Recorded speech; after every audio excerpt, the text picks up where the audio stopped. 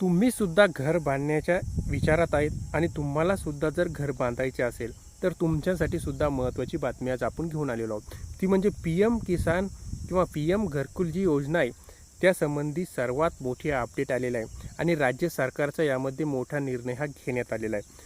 तर तुम्हाला आता नवीन घर बांधण्यासाठी जे तुम्ही राज्य शासनाकडून किंवा केंद्राकडून जी मदतीची वाट पाहतात यासंबंधीची आज आपण ही संपूर्ण माहिती घेऊन आलेलो आहोत। तुम्ही गरीब असाल आणि तुम्हाला सुद्धा घरकुल योजनेचा लाभ घ्यायचा असेल तर तुम्हाला काय करावे लागेल जेणेकरून लवकरात लवकर तुम्हाला हा घरकुल योजनेचा लाभ मिळेल।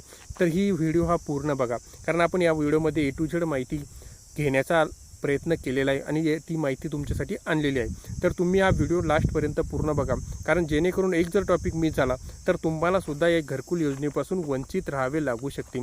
त्यामुळे पूर्ण माहिती बघा।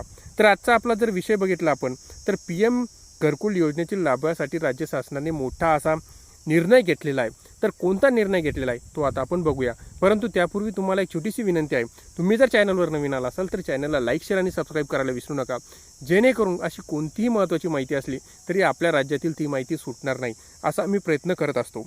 तर घरकुल बांधकामासाठी रेतीच्या प्रतीक्षेत असणाऱ्या लाभार्थ्यांसाठी दिलासादायक बातमी आता समोर येत आहे। तर काय ती बातमी, चला तर आता आपण बघूया।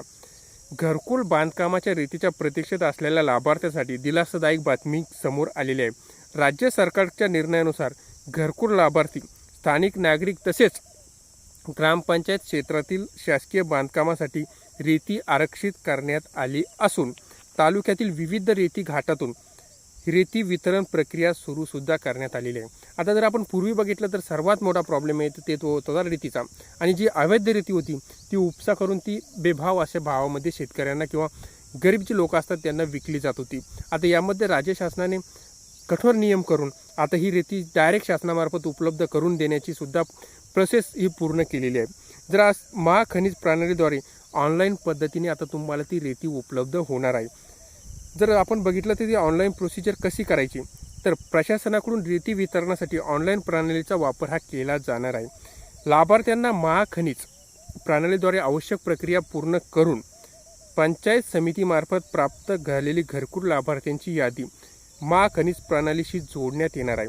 संबंधित जी यादी आहे ती जे आपल्या तालुक्यातील असो किंवा गावातील जे जवळपासचे रेती घाट आहे त्यांच्याकडे ती माहिती पाठवण्यात येणार आहे। बरं, लाभार्थ्यांनी नाव घेण्याचे आवाहन करण्यात आलेले आहे। प्रशासनाने लाभार्थ्यांना तलाठी कार्यालयात जाऊन आपले नाव यादीत समाविष्ट करण्याचे आवाहन सुद्धा केलेले आहे।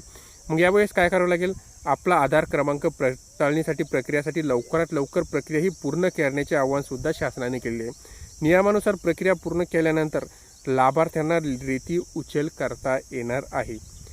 जर तुम्ही ऑनलाईन पद्धती का अनिवार्य आहे आता आपण ती समजून घेऊया। रेती मिळवण्यासाठी लाभार्थ्यांना आधार लिंक असलेला मोबाईल क्रमांक ऑनलाईन पद्धतीने पडताळणी करणे अनिवार्य आहे। यामध्ये लाभार्थ्यांना मोबाईल नंबर, आधार माहिती आणि इतर आवश्यक कागदपत्रे सुद्धा सादर करायचे आहे। GPS युक्त जर आपण बघितलं तर वाहनांची व्यवस्था स्वतः करावी लागणार आहे। तुम्हाला ही रेती वाहण्यासाठी वाहनाची व्यवस्था ही तुम्हाला स्वतःच करावी लागणार आहे। म्हणजे रेती उचलण्यासाठी लाभार्थ्यांना GPS युक्त ट्रॅक्टर किंवा ट्रॅक्टरची व्यवस्था स्वतःही करावी लागणार आहे। प्रशासनाचे नियमाचे पालन करूनच रेती वाहतूक करण्याचे निर्देश आता देण्यात आले आहे। बरं, रेतीचा गैरवापर केल्यास काय होऊ शकतं, प्रशासनाच्या रेतीचा गैरवापर केल्यास कडक इशारा सुद्धा देण्यात आलेला आहे। अनुज्ञानाने रेतीचा इतरांना हस्तांतरण किंवा गैरवापर केल्या आढळल्यास संबंधितावर दंडात्मक तसेच फौजदार कारवाई सुद्धा करण्यात येणार असल्याची माहिती देण्यात आलेली आहे। शासकीय बांधकामांना सुद्धा त्याचा फायदा होणार आहे। घरकुल लाभार्थ्यांबरोबरच ग्रामपंचायत क्षेत्रातील विविध शासकीय बांधकामांसाठी सुद्धा रेती उपलब्ध करून देण्यात येणार आहे। त्यामुळे ग्रामीण भागातील विकास कामांना गती मिळण्याची अपेक्षा सुद्धा केली जात आहे। तर जी ही होती घरकुल बांधकामकारांसाठी सर्वात मोठी जी गुड न्यूज होती ती आपण तुम्हाला सांगितलेली आहे। माहिती जर आवडल्यास आपल्या चॅनलला लाईक शेअर आणि सबस्क्राईब